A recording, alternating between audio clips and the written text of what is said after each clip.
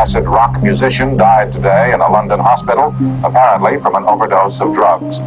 The death of another rock musician was disclosed today. Jim Morrison, 27 years old, lead singer of The Doors. His manager said Morrison died 6 days ago in Paris, either of a heart attack or pneumonia, but the death was kept secret to avoid a sensation. Kurt Cobain, the lead singer of the enormously popular rock band Nirvana, is dead at the age of 27. More now from NBC's Brian Williams. The international music industry is in shock with the death of rock star Michael Hutchence. The body of the INXS lead singer was discovered in a Sydney hotel room late this morning. The Hollywood coroner says an overdose of narcotics is responsible for the death of the well-known rock singer Janis Joplin. Ms. Joplin was found dead in her bedroom last night. Exactly what happened inside the iconic Beverly Hilton remains a mystery. Paramedics raced to the 4th floor and found a lifeless Whitney Houston inside her hotel room bathtub. Both the Los Angeles Times and CBS News are both now reporting that Michael Jackson has died.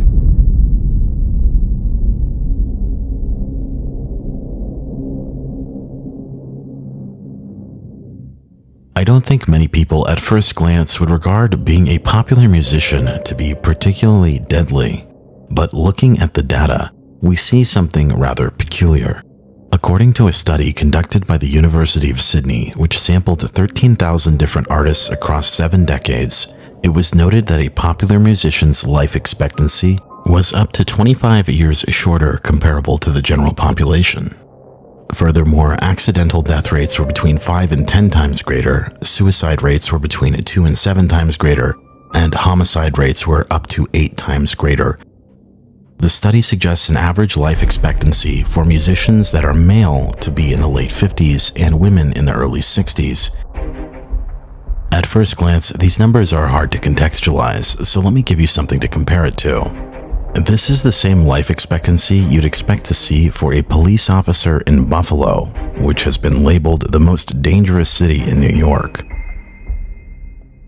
Or if we're talking about the 90s, a male musician has a shorter life expectancy than a coal miner in China in the 1980s. These numbers make it clear as day that the true price of fame in the music industry is up to 25 years off your life. But that's not to say that fame is this deadly across the board. In another study that sampled 1,000 different notable people from 2009 to 2011 from all professions, they found that those notable for their work in business, politics, or military generally lived longer than the national average, while writers, performers, and other creative types were only noted to have their lives shortened by a year. So what is going on with the music industry in particular? While we've established that the music industry is particularly deadly, the vast majority of the literature on the phenomena seems to isolate this to just 1 or 2 things, such as the added stresses from fame or the ease of access to substance, or that creative types tend to be more predisposed to mental illness. While there's no denying that these factors definitely play a role in this phenomena, perhaps there's a bit more to this story. While much of the formal research on this topic scrutinizes what is wrong with the artists as an individual, perhaps it's better in this case to focus on what is going on within the industry as a whole. Because if you shift focus away from the individual to the industry, and you pause for a moment to think about the financial incentives of the music world, you'll notice something incredibly concerning. Music is one of the few industries on the planet where someone's work is worth significantly more to a company after their passing. Generations are remembered by the art that they leave behind, and the easiest way to be remembered is to be hailed as a legend from that time period. A premature death can take an artist from a good artist to a legend, which can in some cases solidify an artist's recording catalog to be a cash cow for decades to come. Think about this for a moment. When an artist signs his name on the dotted line to a record company, the record company will in many cases own all of the masters for the songs recorded under that contract. And when an artist signs to a major label, it's safe to say that their death is in many ways factored into the initial investment. And in many ways, after an artist has peaked in popularity, there becomes an awkward point in their career where the artist is worth more to them dead than alive.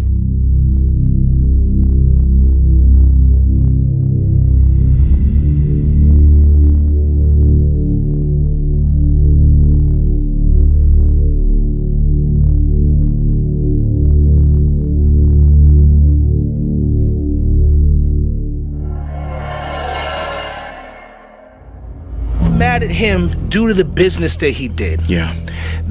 And I can't even say mad, is that they didn't have a part of it. Let's be real. I'm gonna say it out there straight for everybody listening. My uncle didn't die. He was murdered. I feel the same thing about Prince. We're losing a lot of stars, because you have to remember, these are basically insurance policies. When he dies, whatever was owned by the company reverts back. We're not talking about $100,000. We're not talking about $1 million. We're talking about billions of dollars. Notice that when my uncle dies, why do you hear all his music? Why is there a Motown cartoon out now? Okay, well, obviously when my uncle was alive, he wasn't giving the rights to anybody. But when he dies, all of a sudden,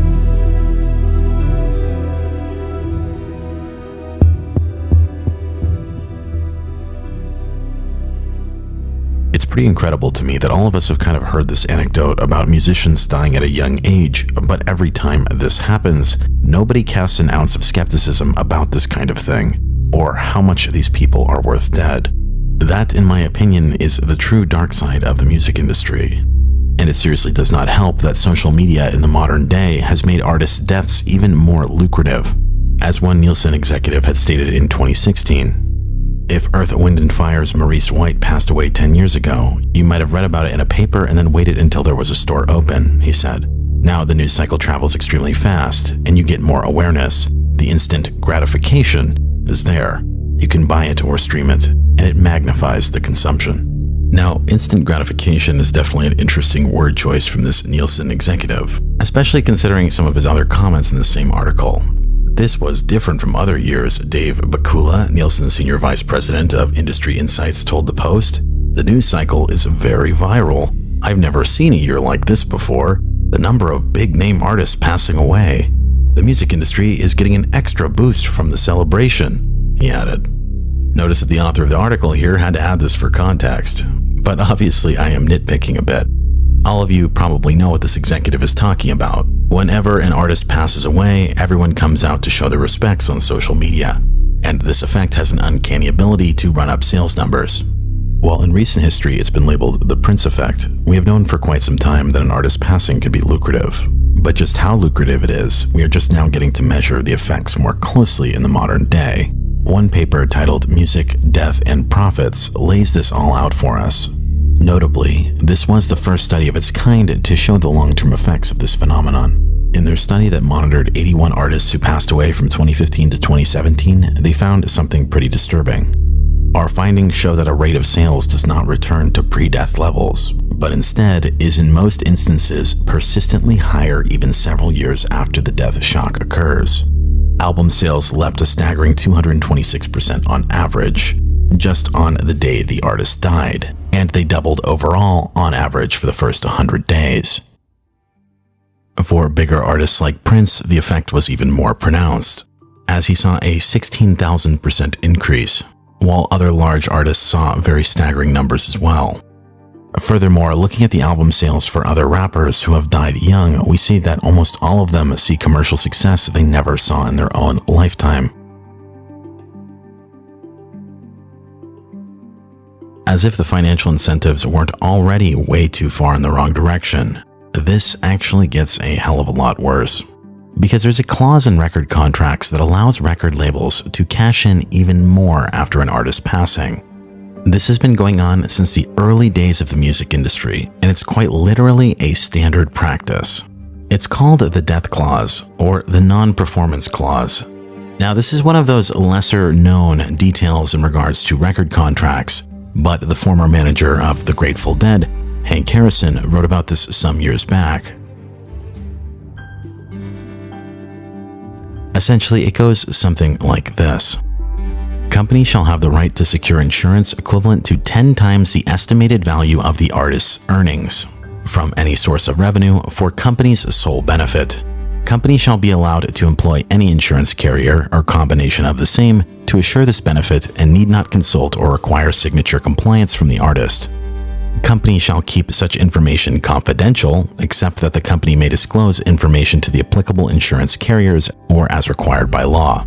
Artist or artist's estate shall have no right to review or claim the benefit of any such policy obtained by the company. And to quote what Hank Harrison later wrote in this article, he states, "In short, here is what a death clause does in my humble opinion. If an artist fails to perform or pay back advances, the artist becomes more profitable dead. Today, the hit clause still exists, but it is more subtle, and whereas it used to be worth thousands, it's now potentially worth billions. Labels invest millions in new talent, and the insurance policy is a protection against loss or a way of collecting projected profits for music, t-shirts, books, foreign rights, and everything else in all forms." Now, I want to clarify one thing here about the death clause. And it's that this type of life insurance, also known as key man insurance, is actually a standard practice in other industries as well. And depending on how you look at this, it's honestly just a smart business move given how much money they invested into them in the first place.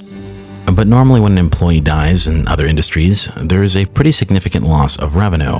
And this insurance is designed to make it so the company can stay afloat until they find a replacement. But in the music industry, this is just them double dipping. Now, in case you're unfamiliar, record deals are structured like a loan, also known as an advance. A certain amount the artist gets to keep for living expenses, and the rest will usually get poured into the cost of making an album as well as marketing it. While the specifics will vary from deal to deal, the premise is pretty much the same across the board. Only after the label is paid back in full will the artist receive any royalties on the music recorded during that time.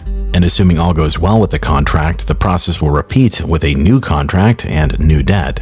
If they don't succeed though, or paying back the label is taking too long, or the artist is trying to get out of the deal, then the death clause conveniently helps the label collect. What's more, as bad of a reputation as record labels may have, they aren't the only ones with perverse incentives. The artist also has to consider that his own loved ones might be out to get him as well, presuming any family members may be included in their will. And if that wasn't bad enough, it has become a far more common practice for artists nowadays to sell parts of their recording catalog on brokerage sites like Royalty Exchange. And I'm just going to flat out say this right now, it's only a matter of time before something bad happens with one of these Royalty Exchange platforms. As one article from MarketWatch stated, buy some of the rights to a rock star's music and you're likely to see a big bump in your royalties if he or she dies suddenly. It creates some awkward incentives. Don't be surprised if this turns up as the plot to a Hollywood thriller sometime soon. So yeah, nowadays basically an artist has to worry about literally anyone and everyone potentially having a price on their head.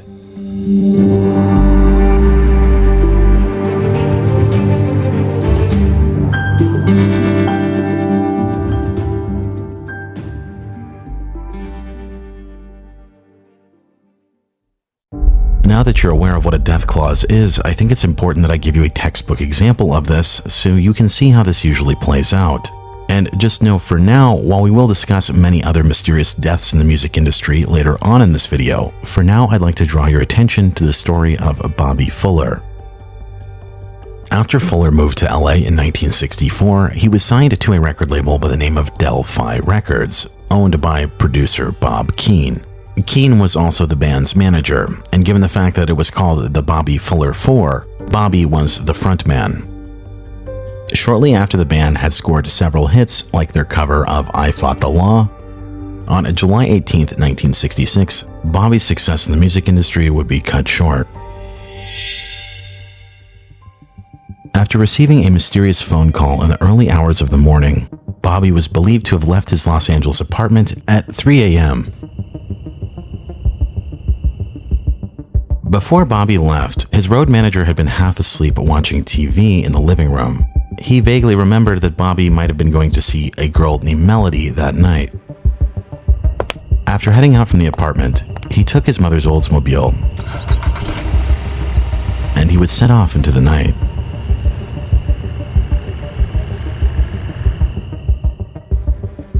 As the day turned to morning, Bobby failed to meet up with the other members of his band for rehearsal later that day. Around 5 p.m., a couple other visiting musicians had come to see Bobby at his apartment. They claimed that when they were driving up, Bobby's mother's car was not there. Bobby's mother, Lorraine, also noted this. She had been keeping an eye out all day for Bobby to come home. After the two visitors came into Bobby's apartment, Bobby's mom then went to go get the mail. To her surprise, the car was there. Upon closer inspection, she found Bobby lifeless inside of the car. He was found lying across the seat, where the entire car reeked of the smell of gasoline. There was a 2.5-gallon gas can found below the driver's seat, and a gas hose was also found nearby. Upon discovering Bobby in this state, Lorraine called the police. And when they arrived, they took a quick look at the body, and they ruled that Bobby had taken his own life from drinking gasoline. The authorities quickly discarded the gas can and called it a day. The car was never dusted for prints, the police didn't interview anybody, and all in all, it was an open and shut case. Later, it would be revealed through the autopsy that there was no gasoline found in Bobby's stomach, where the coroner later stated that Bobby had died due to inhalation of gasoline fumes, classifying Bobby's death instead as an accident, a finding that nobody, not least his own mother and family, agreed. Multiple witnesses noted that it appeared that Bobby had been beaten up badly and had a broken finger.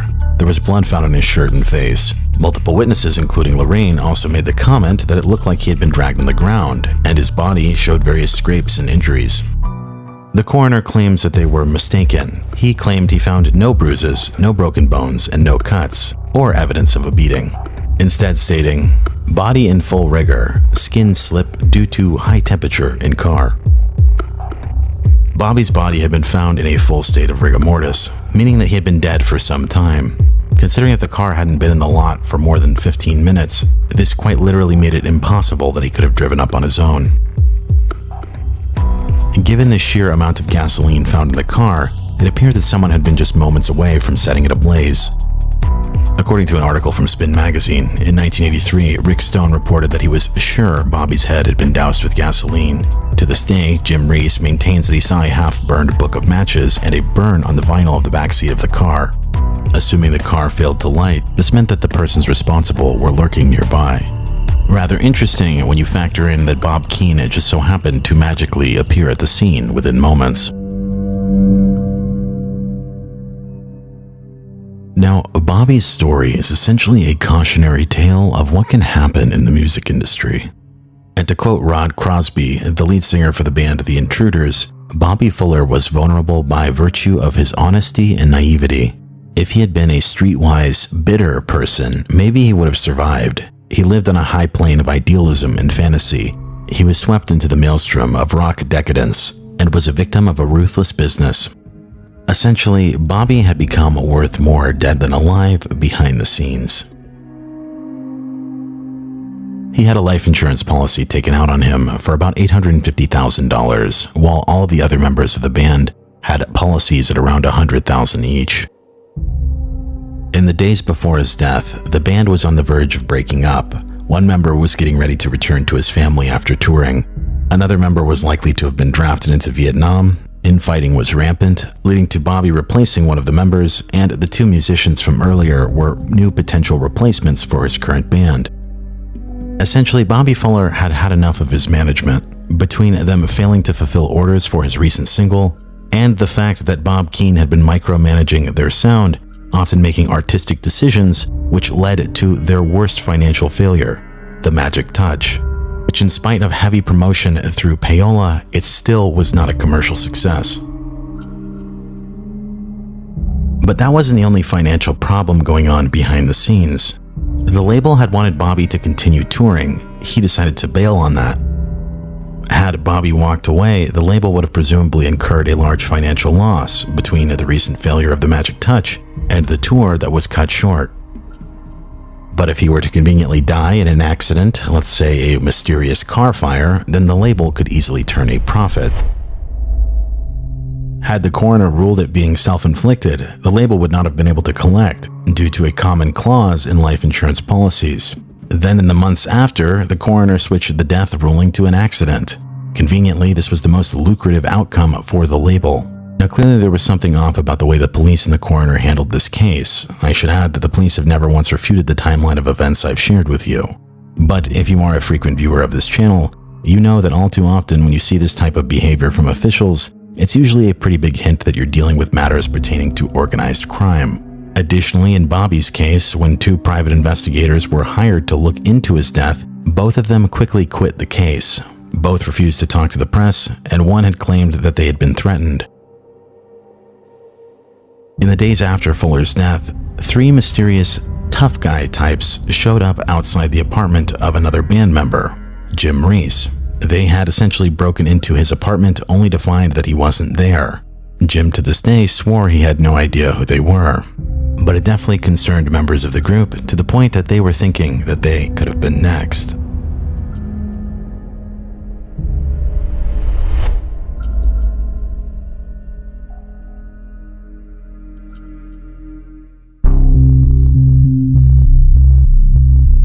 Where there's smoke, there's usually fire. So were there any ties to organized crime? Many sources on this subject bring up the silent partner in Bob Keane's business, a man by the name of Larry Nunes. Larry Nunes was essentially the man financing Fuller's career, and Nunes was the actual beneficiary who was set to cash in on Fuller's death. Now the key word here is silent partner.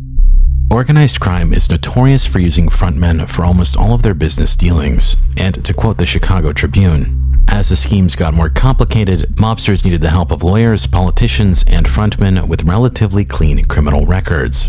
It was a Faustian bargain.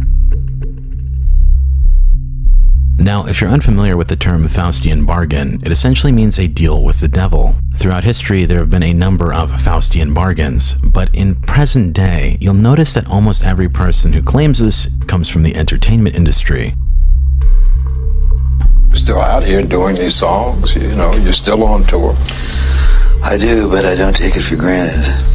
Why do you still do it? Why are you still out here? Well, it goes back to the destiny thing.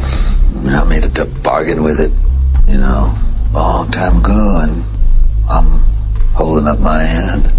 What was your bargain? To get where I am now. Should I ask who you made the bargain with? with the chief commander. On this earth? And on this earth, and then in a world we can't see. Now, I should also let you know that Bob Dylan has quite literally been playing a never-ending tour since 1988, adhering to a heavy booking schedule of 100 shows a year. He crossed 3,000 shows in 2019, and despite him being 80 years old, his vocal performances becoming unpredictable, and him randomly changing the lyrics of his songs on a night-by-night basis to the point that they become unrecognizable, he's still touring. It sort of makes you wonder if there's something preventing him from retiring, especially given the fact that the overarching data on this industry shows that most musicians don't live to the age of retirement. But to be fair, perhaps he just really likes playing shows still, or perhaps he was saying this for publicity. And to be clear, I'm not accusing anyone of anything. There's definitely a lot of interpretations for this deal with the devil analogy, but all you need to know for now is the fact that at least one of these interpretations includes making a deal with the underworld. And going into this next section, I want to say that we will tie up the stories with Bob Keane and Larry Nunes and Bobby Fuller here in a bit. But for you to really see how the death clause fits into things, you need to understand the entanglements between organized crime and the music business. So we're going to explore a few of those, because Fuller's case is far from an isolated incident.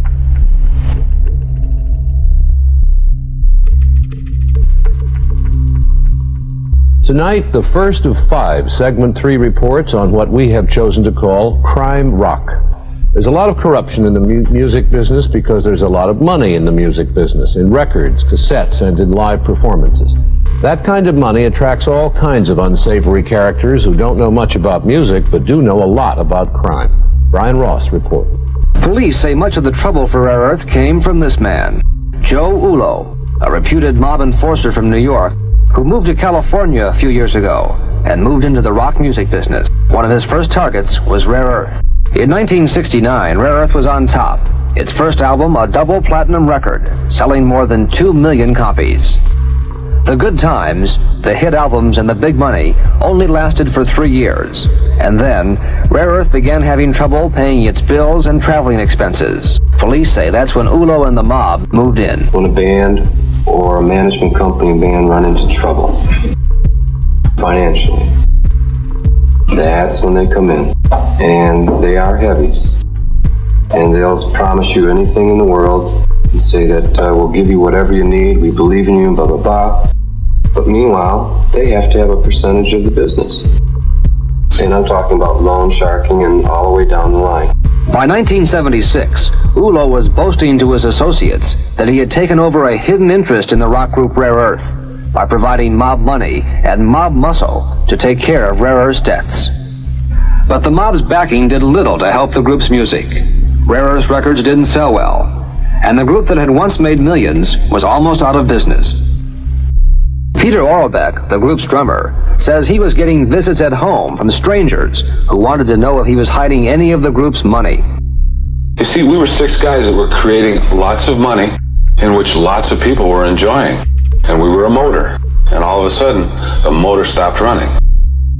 And when the motor stopped running, it started affecting a lot of people. So you don't know what's going to happen.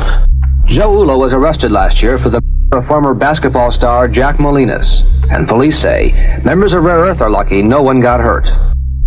It was a different story for the Three Dog Night, and police also are investigating Ulo's relationship with this rock group.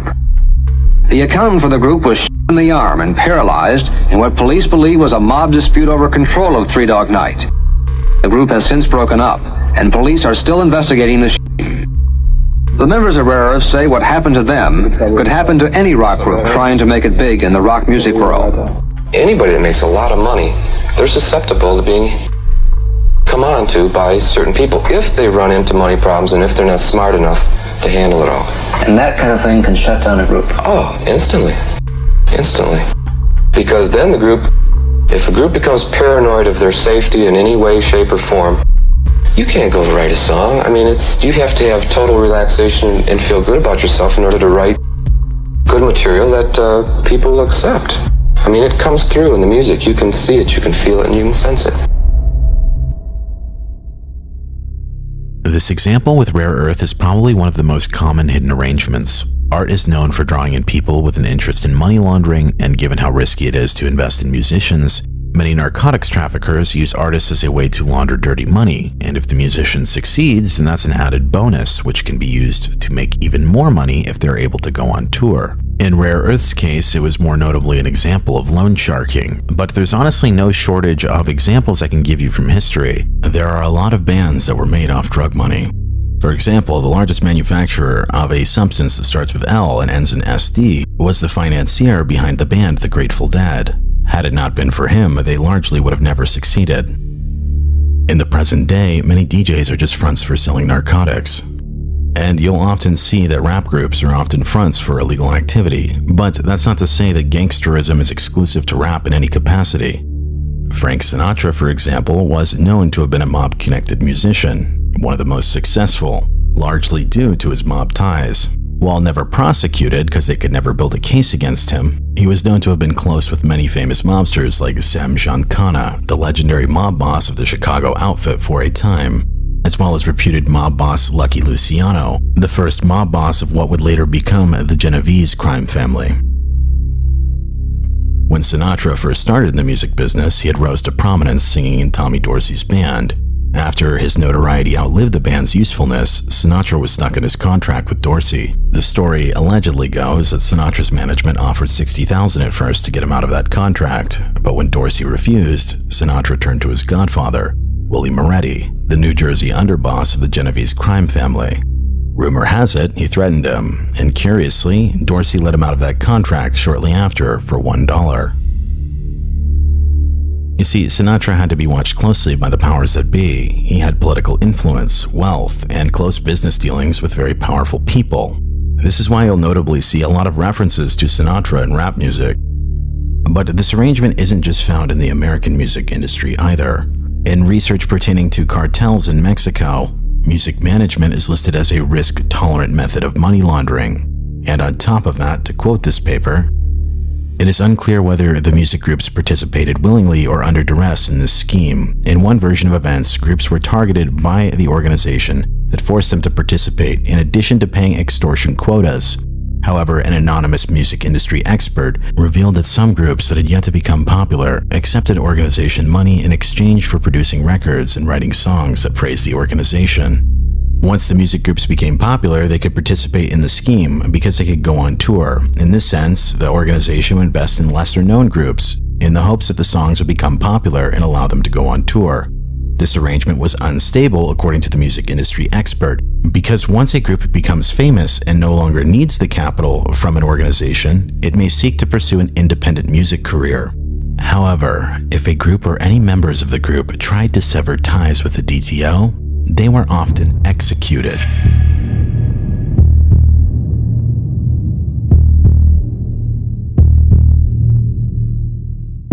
Our segment 3 this evening, part 2 in a series of 5 on crime in the rock music business, or how in some cities they might but don't advertise a rock concert brought to you under the auspices of a band of hoodlums.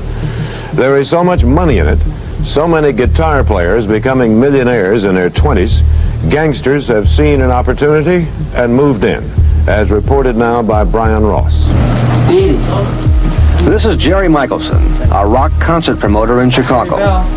By the way, you ready for this? This is Arnie Granite, Michelson's partner. Melissa Manchester just canceled her whole tour. As rock promoters, they expect problems.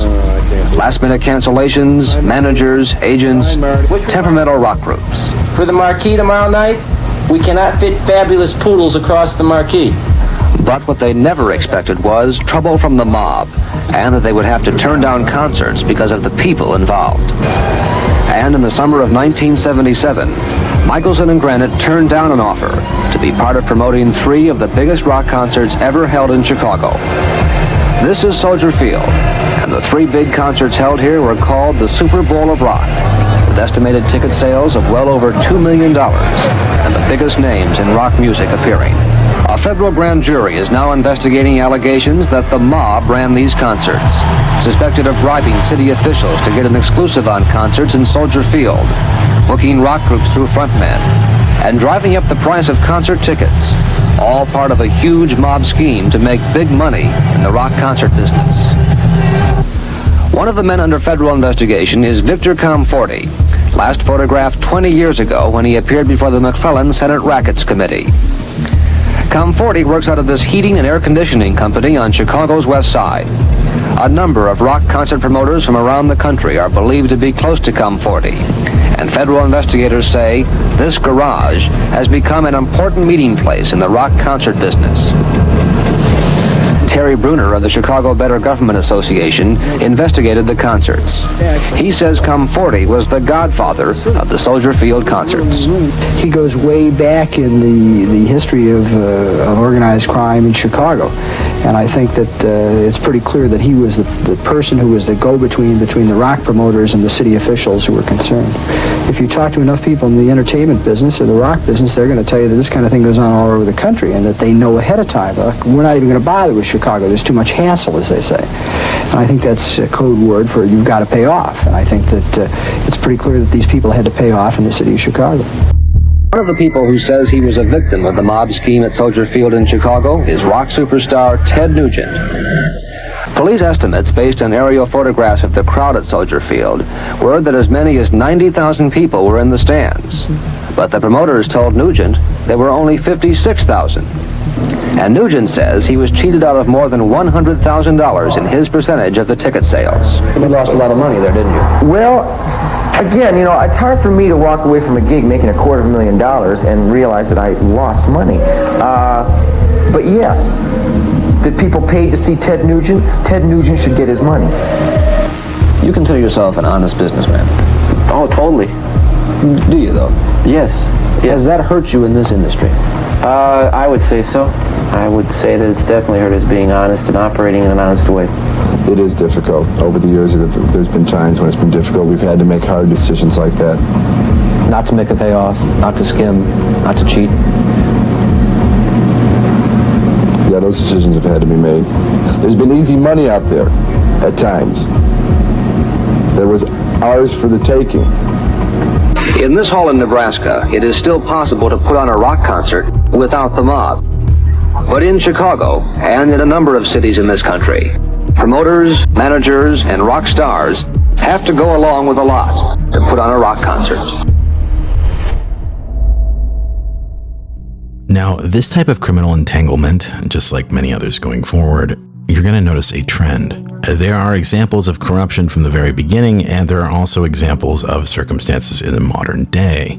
For example, many nightclubs and many concert venues are just fronts to launder dirty money as well. There's no shortage of articles that you can find nowadays about venues getting busted. But this goes far deeper than that, so let's start with Coachella. One of the largest, most famous, and one of the most profitable music festivals in the United States and the world. That was started by one of the biggest traffickers of the devil's lettuce in California, Gary Tovar.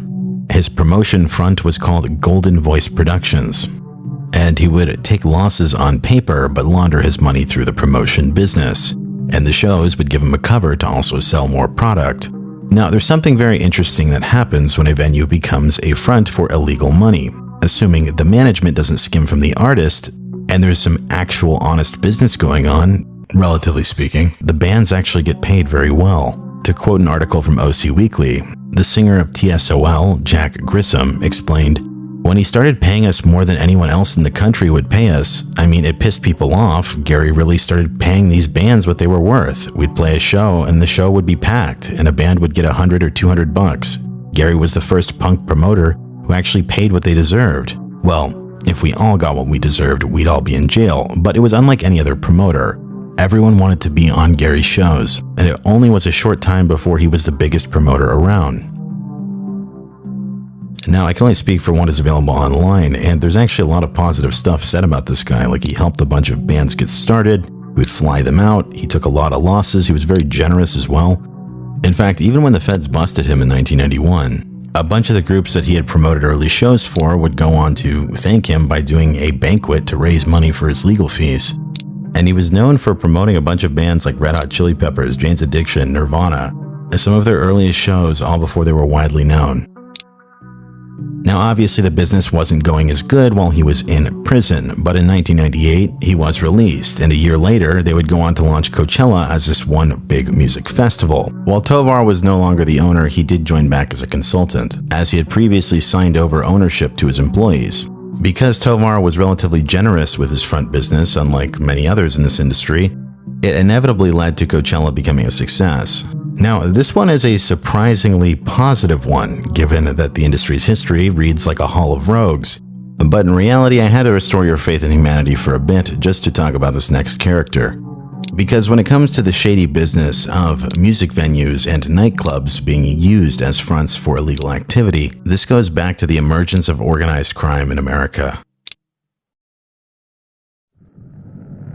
In the 1920s, the outlawing of alcohol led to speakeasies where organized crime figures like Al Capone needed a constant supply of talent to keep the drinks and illicit gambling going. This created a need for someone to manage these performers and book them each night, as well as orchestrate them getting to the underground operations. This led to the creation of a company by the name of Music Corporation of America. The guy who founded it was named Julius Caesar Stein. He was already a doctor with a great income, but Prohibition had made it so that this job opportunity was more lucrative than his current one. Seemingly via the use of the Chicago outfit, they managed to extort, cheat, lie, and corrupt their way to the top, to the point that this talent agency had effectively retained a monopoly on all of Hollywood and show business. Their rise to power is straight out of the Mafia playbook. And I want you to think about this for a moment. A business with absolutely no barriers to entry, being a booking agent, yet they'd consolidated power so much that they'd gained the nickname the Octopus because they had their reaches into everything in show business, and they had to be broken apart by antitrust. The full extent of the Mafia relations to MCA to this day is not known. Additionally, the circumstances that led it to becoming what we know now as Universal Music Group were highly questionable, with an active Mafia probe into the company going on in 1989, only for the investigation to get shut down by the highest ranks of government, with the prosecutor being completely defanged of his position for trying to pursue this case. Now, we will discuss this further, but for now, let's get back to the early days of Jules Stein. This man is essentially the father of what we know as the music business today. You struggle to get the contract, and then the contract is sort of, the indentured servitude type of thing. Our first contract was 7 albums, essentially 14 years. So I signed that contract when I was 23. That's crazy. Okay, so I'm signing, at 23 years old, I'm signing a contract that's supposed to take me into 37. You're signing a contract for more than half your life. And if you look at the shelf life of most artists, it's 4 to... So they're basically anticipating your entire arc.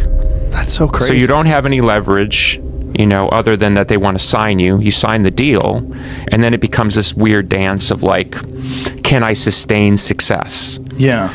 If you get success and you have leverage, they'll get out of your way because you're making them a lot of money. But the minute you're not making them as much money, then they step in and they start playing these Jedi mind tricks on you. We know what to do. The public's going to forget about you. I mean, I've heard all these things, like, this kind of weird, like, yeah, you're in the room, but, we're the arbiter of whether you can stay in the room. That's the weird position that record companies had for a long time that they don't seem to have anymore. I would argue against that, because they still do. Well, they've moved to a different set of circumstances, and I'm not as conversant as I once was. But one thing they do with certain younger artists, but I think particularly more in the pop realm, is they do these 360 deals, where it's like, if you get a perfume deal, like your whole world, they own you. We own a piece of your whole world. And fame is such a great quotient in American life now that you can see where kids would trade fame and be willing to give away like the profit part. Well, they'll take a risk at the long-term ownership. Right. So let me jump in there. So if you actually survive the cut, let's call it phase 1. You're successful, you're a name, and now you're in a place to either renegotiate or your deal is up or whatever. I once had a conversation with a very powerful music executive, and I said, and I was friends with the guy, so I was like, give me the insider psychology here. Now that I know the game that you run, what do you tell people like me when they get here? And he says, it's just, there's always a price. So they know that even if you get through the matrix of the whole thing and get out the other side, that there's just a dollar amount that will buy you back in. Whoa. They're not worried that you'll go independent. And in fact, if you look at a lot of the machinations of the music business over the last 20 years, especially with the rise of the internet, it's to keep people in the system. Yes. They don't want true independence. It goes without saying that once enough power is consolidated in any industry by limiting competition, the workers in that industry will flock there because that's where the majority of the opportunity is. Taking a look at history, a perfect storm of events enabled Julius Caesar Stein to have a near monopoly on managing talent in the music, film, and radio business. For one, prohibition made illegal business incredibly lucrative. The second of which was the Great Depression, which in turn shifted bureaucratic focus onto other issues. Now, as you can imagine, having the backing of the Chicago outfit made limiting competition in Chicago incredibly easy. It goes without saying that if you did business with a rival gang, the outfit was likely to not be forgiving. Furthermore, clubs that refused exclusive deals with Stein were often targeted to be put out of business. In one particularly humorous example, he hired a mobster to launch a stink bomb during another set of another agency. But what further allowed Stein to expand his exclusivity network was the founding of the Commission within the American Mafia. Essentially, after a large amount of bloodshed and infighting for power within the Mafia, Lucky Luciano ultimately ended up on top of the underworld around 1931. Luciano was incredibly intelligent, and he knew that taking on the role of boss of all bosses would likely lead to a shorter career.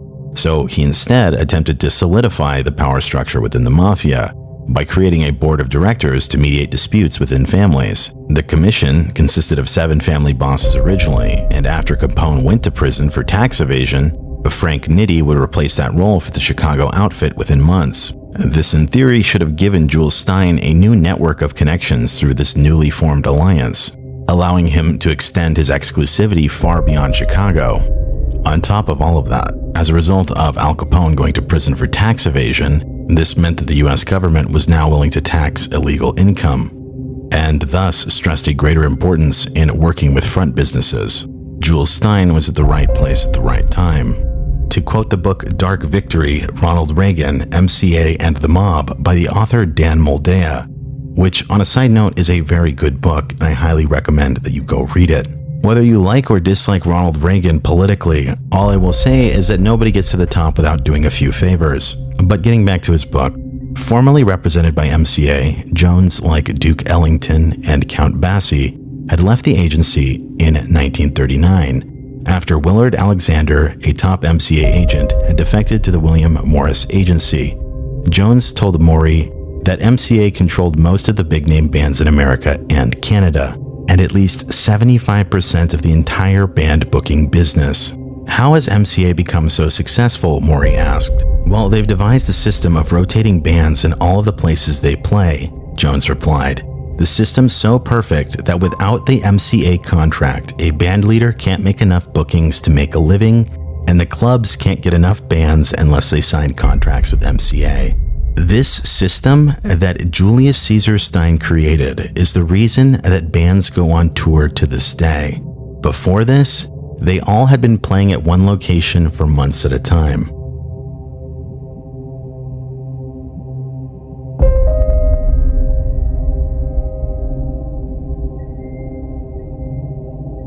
On special segment tonight, the new payola, a sour note that is tainting the rock music business once again.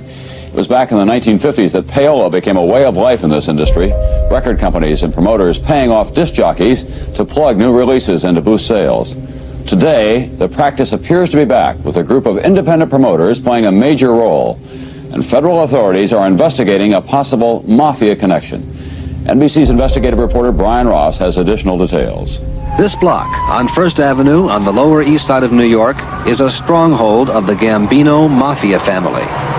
According to the FBI and New York City Police, the Mafia capo who runs things on this block and in places far from this block is Joseph Armone, the man with the glasses, a convicted dealer who on most days can be found conducting mob business at a back table in this pastry shop. For months now, the activities of Armone and others have been watched closely by the FBI and police as far away as Los Angeles, as part of an investigation of corrupt practices in the rock music business and what appears to be the reemergence of payola at rock music radio stations. This was the Waldorf Astoria last month at a black tie celebrity dinner to honor some of the early stars of rock and roll. And among the guests, two of the most powerful and feared men in the rock music business. Joseph Isgro, who authorities say has described Mafia capo Armone as his partner, and Isgro's close associate, Fred DeCipio, who rarely does business without his associate, Mike, by his side. DeCipio and Isgro, each with his own company, are top men in what is called the network. About 30 men, many at this dinner, all known as independent record promoters, who industry executives say are getting millions of dollars a year from record companies to make sure that certain new songs become hits on certain rock music radio stations. South Florida's hit music station. Don Cox of Miami, one of the top disc jockeys in the country, says some promoters will do almost anything to get their records played and earn their big fees from the record companies. Well, do you know how much money you make on having a hit record in this country? Cox, who's had a drug problem, says he's had to turn away promoters who have offered him cash, cane. You take this ounce and going home, okay? A couple $1,000. Here, you go take, you know, we can get more, you take this, and I'll give you a call Tuesday. And what happens Tuesday? They call you and go, how was that? By the way, I got this record I want you to hear. Now, if you take it, you got to answer the phone. But they cozy up and they corrupt. That's their job. Cox on the radio. Cox says at his station, the music staff picks which records to play based on the music. Miami think though is going. But disc jockeys and program directors elsewhere, who said they were afraid to go on camera, tell the same story Cox does about payoffs of cash, cars, expensive watches, drugs, and nights with women sent over by the promoters. Another side of the payola scandal, according to industry executives, is suspected fraud involving the weekly Top 40 Hits charts, which determine more than anything what's played on the radio in this country. Okay, what was number 14? This chart, published by the trade newspaper Radio and Record, is based on calls from 250 leading rock radio stations, reporting what songs they're playing. Authoritative industry sources say independent promoters have been getting certain radio stations to make phony reports, getting records not doing so well, not even getting played, getting those records on the Top 40 chart. It's a serious thing. Ken Barnes, the paper's editor, says about 20 radio stations were put on notice for making suspected phony reports, and 2 have been referred to federal authorities. We're a trade paper. We can't be a cop. We can't really police what goes on at radio stations. By industry estimates, DeCipio, on the East Coast, is sometimes paid as much as $150,000 by a record company for handling just one record. DeCipio would not talk to NBC News for this story. And on the West Coast, Isgro has become one of the wealthiest men in the music business, driving around in his Rolls Royce, always accompanied by at least one bodyguard. Isgro would not talk to NBC News for this story. Isgro, shown here with a record company executive, is well known in the music business, and so is his bodyguard. But of 10 record company presidents contacted by NBC News, including the heads of such major labels as CBS, Warner's, RCA, MCA, none would agree to talk on camera about Isgro or DeCipio or the network of independent promoters, some saying they feared repercussions. Off camera, one company president said, "You just can't be in business without them." A second company president said, "It's obvious what's going on." According to figures provided to NBC News by industry sources, record companies pay independent promoters, many with mafia connections, almost $80 million a year. $80 million. And with this has come a climate of fear in the rock music business. Jay McDaniel says he was threatened by a big promoter when he tried to start a record promotion business, saying publicly he wasn't going to use payola. Were there threats of violence against you? Yes. What was said to you? It basically came out that I could have my face rearranged. Just how important the rock music business is to the mafia became clear last month at this New York City hotel. Joseph Armone, the man from the pastry shop, arranged an unusual meeting with the top 3 men in the Gambino mafia family, including the Gambino family boss, John Gotti. In the view of the FBI, a mob summit meeting. Also observed here, Joseph Isgro, who authorities say meets frequently with Armone and other gangsters. And Fred DeCipio, who according to his lawyer has never met Gotti, has met Armone only twice, and has no business relationship with mobsters. 1 hour after meeting top people in the American Mafia, Isgro and DeCipio were at the Waldorf, taking their places among the top people in the American music business. Brian Ross, NBC News, New York. Now, there are oftentimes a lot of misunderstandings when it comes to payola. You can pay to have a radio station play your song, they just have to disclose that they were paid to do it. Now, obviously, in the music business, everyone likes to act like they have 100% organic come up, like all their success just came out of nowhere. But in reality, if you know how this business works, you know that it's a bunch of people fighting over the exact same listeners. If we are to believe what industry insiders have been saying, payola never went away, and given the fact that 2,500 text messages leaked to Rolling Stone in 2020 seem to show that radio station promoters were actively stuffing playlists with the same songs, going as far as to play the same thing on repeat every 15 minutes to reach chart goals. And then the text later showed that once a song hit a chart position goal, they would swap it out for another song. Not surprising if you ask me. Dare I say it, but it's almost like the charts aren't an accurate reflection of what people are choosing to listen to. It almost seems like a closed system of power where only certain people are allowed to cheat. Notice how when an Indian rapper buys views to break the world record on YouTube, he gets stripped of his title and they change the rules, but when Taylor Swift does it, it's completely okay.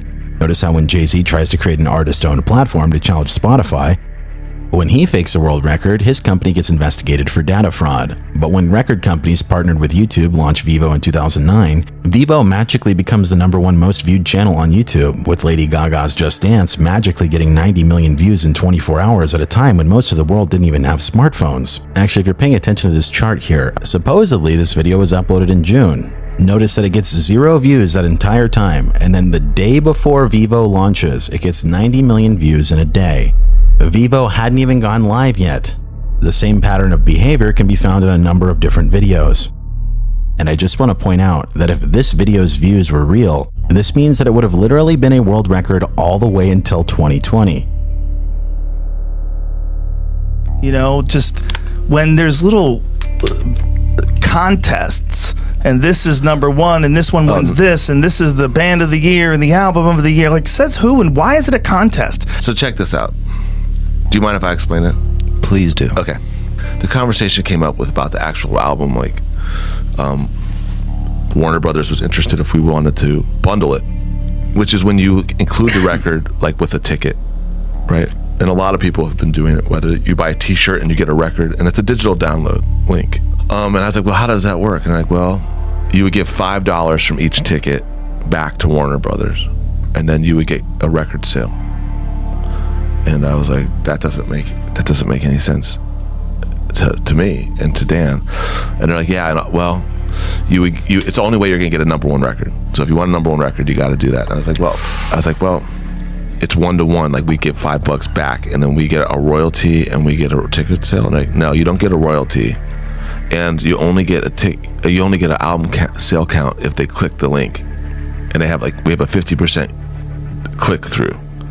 So in other words, we would pay $10 per sale on Nielsen SoundScan by giving the money back that we've sold on tickets to Warner Brothers, to our record label. I was like, that.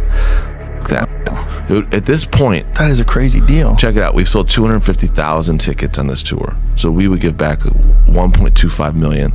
Our record advance for this record was less than that. I was like, if Dan and I were just on our own record label, we could give ourselves $5 per ticket and count, and we just take the money from the right hand to the left hand, give you a link. If you counted it, we get the sale, we keep the money. That's basically what was going on. Now, what never ceases to amaze me is how people can take an incredibly subjective medium like art and then state that the one that did the most in sales of all things is the objective best. As if sales numbers are anything but a vanity metric. That's not profit. Like, we know for a fact that money laundering takes place in this industry, just like every artistic medium. This is like saying that the best piece of digital art in human existence is this one NFT, because one dude bought it from himself. And my point in bringing this up is that there's a story behind this. But to understand how we got to this point today, you need to understand that the Billboard charts used to be based off of jukebox play data, as well as data collected from record store owners. But can you guess who had a huge hand in jukeboxes?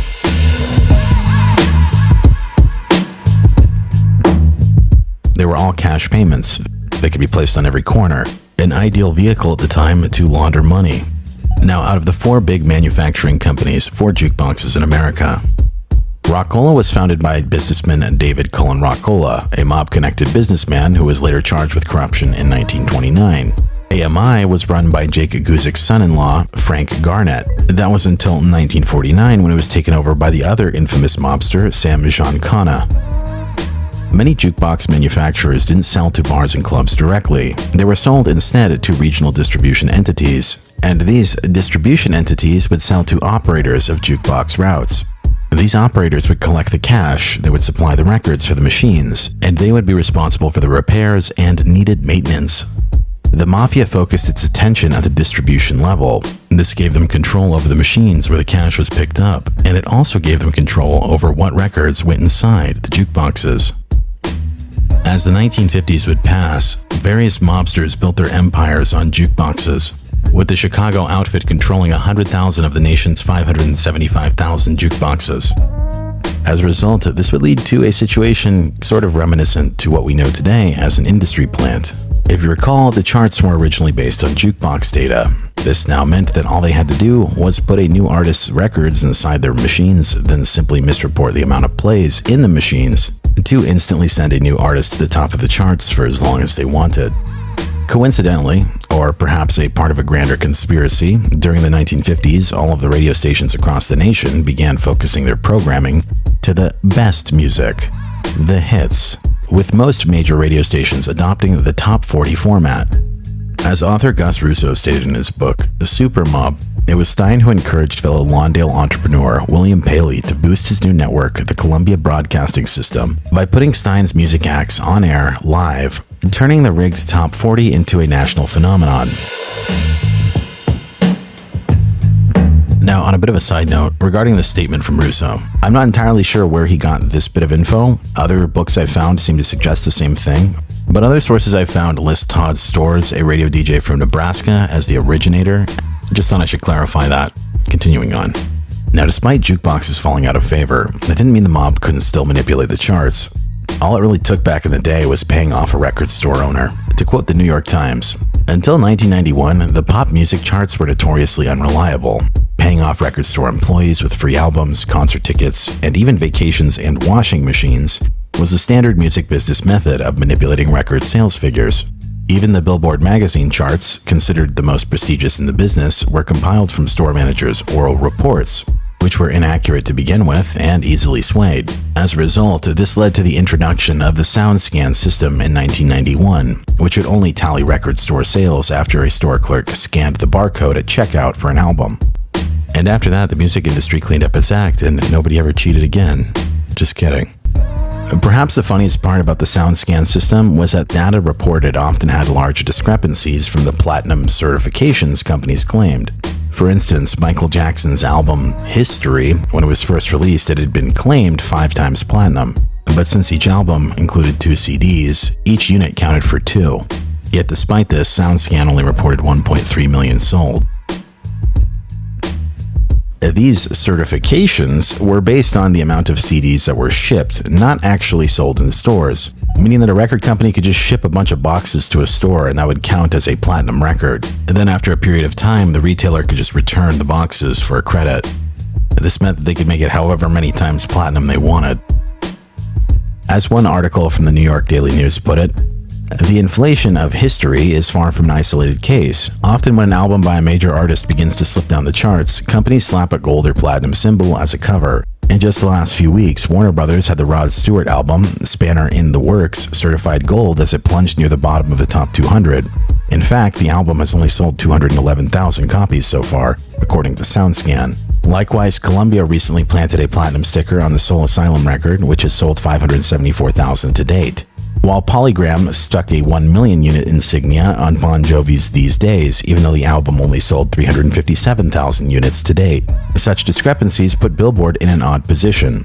As a trade publication, the magazine is obliged to print RIAA certifications, which often clashes with the far more accurate SoundScan data. As a result, Ellis says, it's time for the industry to think about the value of those RIAA shipment figures. Now look, I could dedicate an entire episode to explaining how artists game the charts, but for the sake of not getting too off track with this video, I want to just go over a few for now.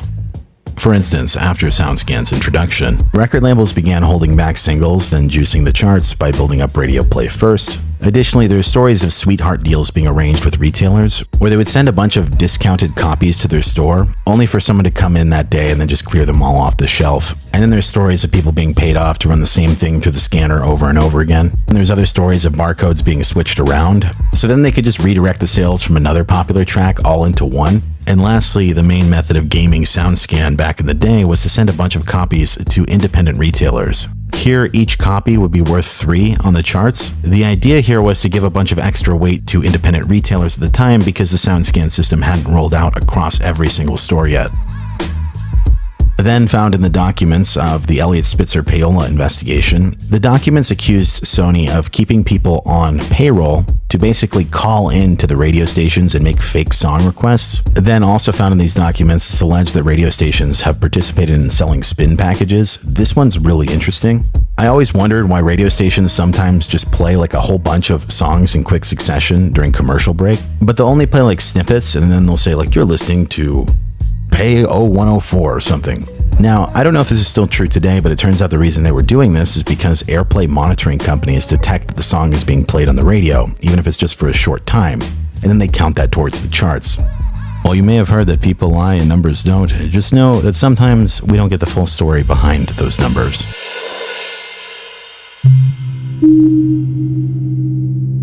Now, before we get to this next entanglement, I need to tie up the stories with Bob Keane and Larry Nunes.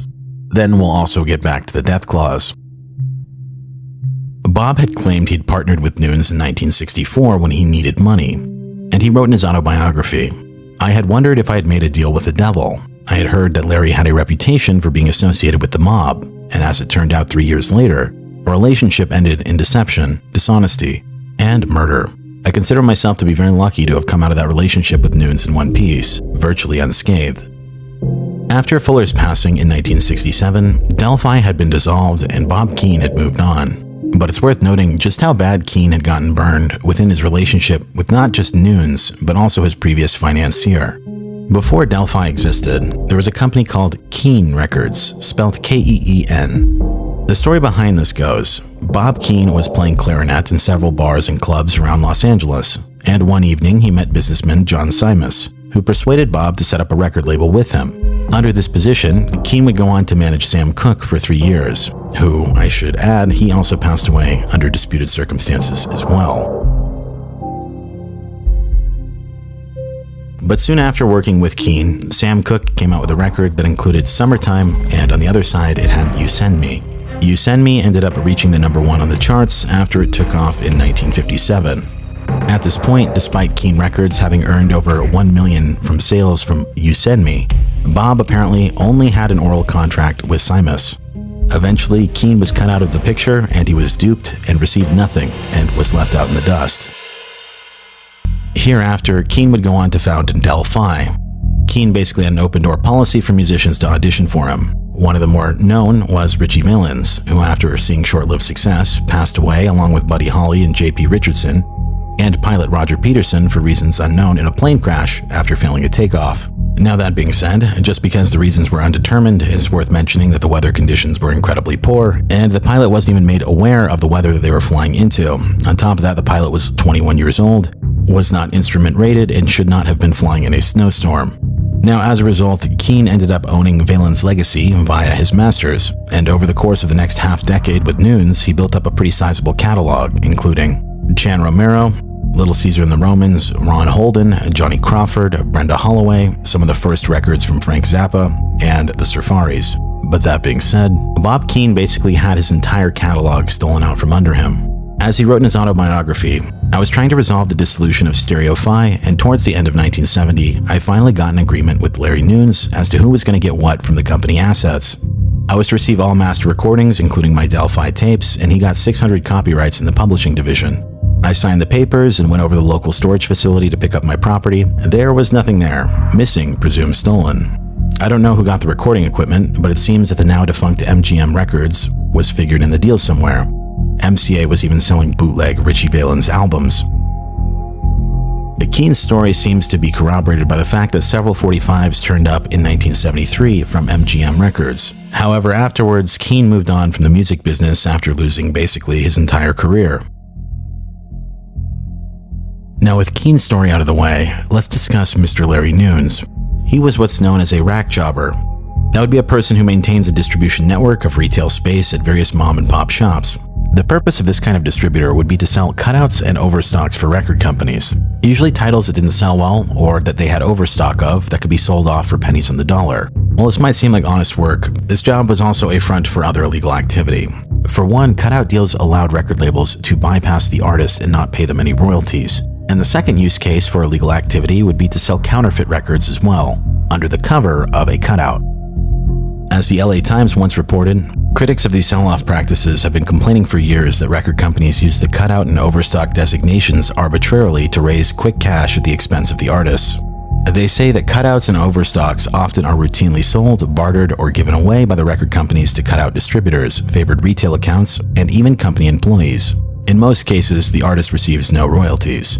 What's more, the Recording Industry Association of America, a trade group of the major record companies, contends that mass sell-offs create an atmosphere conducive to counterfeiting by providing illegal duplicators with a cover to produce large quantities of the recordings that have been sold by manufacturers as cutouts and overstocks. But in the case of Larry Nunes, what you need to know is that he was a cutout distributor who worked with two companies. One was MCA, and the other one was Roulette Records. If you recall that mysterious phone call in the middle of the night, where the road manager claimed that Bobby was going to see a girl named Melody, Larry Nunes employed Melody, and by all accounts, Melody was a lady of the night. My relationship with Bobby primarily was to watch him and talk to him. I was like the go-between to talk to Bobby and see what was on his mind, what bothered him and stuff like that. While Melody later claimed that Nunes was not mobbed up, it's also worth pointing out that Larry Nunes had signed an exclusive distribution deal with Roulette Records. That distribution deal was for the Bobby Fuller 4's last single, The Magic Touch. So following the money here, it takes us back to Roulette Records, owned by a man by the name of Morris Levy. In a series of reports on this program, NBC investigative reporter Brian Ross has detailed several links between the mob and the songs that make the charts. And tonight, Ross has more. This is the man federal authorities describe as the godfather of the American music business, Morris Levy. in the custody of FBI agents after his arrest just after 7 this morning at the Ritz-Carlton Hotel in Boston. Levy, the president of Roulette Records, is little known outside the music business, but federal authorities say Levy is as powerful as any big record company president, using his ties with organized crime to control record companies, record stores, and big-name performers. Also arrested along with Levy this morning were 21 others in Florida, New York, and New Jersey, indicted by a federal grand jury in Newark on racketeering and extortion charges, accused of using violence to get their way in the gambling business, the narcotics business, and the music business. United States Attorney Thomas Grealish. A Mac 11 machine gun with a silencer is not used for target shooting. The New Jersey mob investigation began more than 3 years ago with a man identified by federal and state authorities as a mafia boss, Gaetano Vastola, known on the streets of New Jersey and in the recording studios of Hollywood as Corky. By following Vastola and tapping his phone, federal agents were led to Morris Levy, to New York talent agencies, and finally to Hollywood, to the corporate headquarters of the huge entertainment conglomerate MCA, and what authorities describe as some suspicious business deals at MCA Records. The president of MCA Records, Irving Azoff, said earlier this year that his company was the victim of the mob and that MCA had done nothing wrong.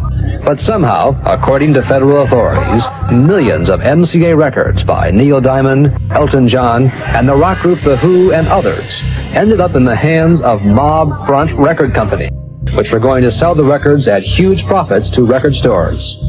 The mob showed up. The enforcers came down. Dennis Eisman is the lawyer for a man who ran one of the mob front companies and is now a protected federal witness in the case. Eisman says his client was beaten up by the mob when he refused to pay for a large shipment of MCA records. I think it was to show him that if he didn't pay, he was going to get hurt, maybe hurt worse. I'm not sure if they intended to break his jaw and fracture some bones in his face. I think it was just to show him that he couldn't not pay. And there has been other violence in the case. Earlier this year, a New York City policeman was murdered while following one of the men involved in the MCA deal, who is expected to be indicted soon by another grand jury. This indictment is the work of one of 5 grand juries now investigating organized crime in the music business.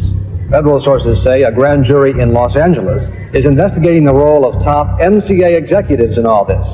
Other grand juries in Los Angeles, Cleveland, Philadelphia, and New York are investigating allegations of payola, the use of cash, cocaine, prostitutes, and some mob-controlled promoters to get songs played on the radio. Law enforcement authorities say what's at stake in all these investigations is the mob's stronghold in a business that earns $4 billion a year. Brian Ross, NBC News, Newark, New Jersey.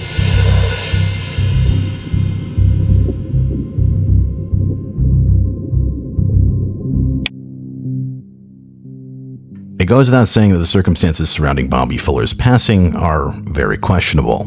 But it's worth pointing out that had things gone a bit differently with Bobby Fuller's mother not keeping an eye out that entire day, then it would be much harder to argue the mysterious circumstances surrounding his death. This entire situation, given the facts available, reeks of a botched, contrived accident. I think some people think that the whole Jeffrey Epstein suicided thing is just some one-off meme, but I should let you know that this is a very real tactic used by organizations like the CIA to take out targets under secretive conditions. They quite literally wrote the book on this. For secret hits, either simple or chase, the contrived accident is the most effective technique. When successfully executed, it causes little excitement and is only casually investigated. On that note, when you understand the full potential of something like a contrived accident, it's very difficult not to be a conspiracy theorist in the music industry, especially given the fact that historically this industry has had ties to organized crime since the very beginning. And as long as humans are corrupt, I would say that those people will continue to rise to the top in those businesses, whether it be the same set of powers that be or another.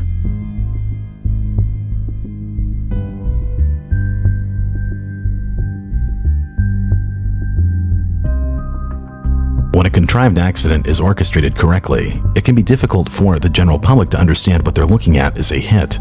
Oftentimes, people won't think twice to question someone who's labeled a junkie or depressed. But you should know that staging of these particular incidents is definitely a real thing that goes on. But don't take my word for it, the CIA will tell you themselves. An overdose of administered as a sedative will cause death without disturbance and is difficult to detect. The size of the dose will depend upon whether the subject has been using regularly. If not, 2 grains will suffice. Man, I love your show. I like what you're doing. Really. Right? That's why I came here. Fresh out of jail, I'll come to check you out, right? Right. Why the bulletproof vest? Oh, it's not. Oh, no, that's just. It's the new style. You've been in the can for a while. This is what everybody. That's what all the talk show hosts are wearing. This is a new thing, right? Yeah. See, if somebody gonna do something about it, see, technology is so high, right? Right. So if you shoot somebody, you go to jail forever. So the kids, you don't want to go to jail forever, right? So they got this new thing out there. People sell them all the time. They got this stuff they get blood from somebody with AIDS. Yeah. And then they shoot you with it. Oh, so that seems bad. That's a slow death. Yeah. An easy thing, you know what I mean? Yeah. Oh, no. Okay. Now, as you can imagine, Suge Knight's statement here obviously put him at the center of a conspiracy surrounding Eazy-E. While some people question the possibility of such a plot, others have pointed out that the rate at which Eazy-E went from being diagnosed to passing away was incredibly quickly. Now, while various people have shared their opinions throughout the years regarding that conspiracy, what's incredibly interesting about Suge Knight's statement is that it shows a familiarity with the contrived accident. So with you getting a broader context on the music industry as well as some of its history, it should now be brutally apparent to you how little it has to do with music at all, and how much it actually has to do with crime. Within the next installment of this series, we are going to be diving in further into the contrived accident and various other conspiracies that come from the music industry. But before we go, I want to ask you, the audience, a question. What contributes to the data that we saw at the start of this episode? Is it really just substance and mental illness that contributes to having your life shortened by up to 25 years? It's not like musicians are unique in this problem at all. Substance and mental illness are prevalent in all walks of life, whether you're famous, poor, whatever. Clearly, this data shows us that something is seriously wrong with this industry. And before we end this episode, I want to leave you with a clip from NPR, discussing Mexico's music industry. I want you to pay attention to how different the discussion is over in Mexico. From the year before. So my question is, are these musicians falling into what's a bigger pattern, or do you think there's something unique about the deaths of these musicians which may be attached to these cartels? The same reason that other people are being killed in Mexico. There are entanglements. And personal entanglements? Sure. A lot of personal entanglements. Narcotraficantes are often funding bands, according to anybody in the music industry who you talk to. In other words, actually giving the seed money for a band to get started, to get publicity, to get a record cut, and in return for that are frequently then expecting a cut of the money. Well, money, when it's changing hands, often can lead to misunderstandings and out-and-out deceptions, and the way that drug cartels deal with those sorts of problems is not by filing lawsuits, it's by killing people. Then there's also romantic entanglements. The closer a band is with that world, the more likely that a band member might, say, catch the eye of a powerful drug lord's girlfriend or wife or daughter. And all of these sorts of entanglements can create, very big problems. Now, it goes without saying that the cartel presence in Mexico is far more pronounced. But it's honestly foolish to think that organized crime doesn't exist in every single society, and it's not something that really ever goes away. They say the greatest trick the devil ever pulled was convincing the world he didn't exist. This is Barely Sociable. Have a good night.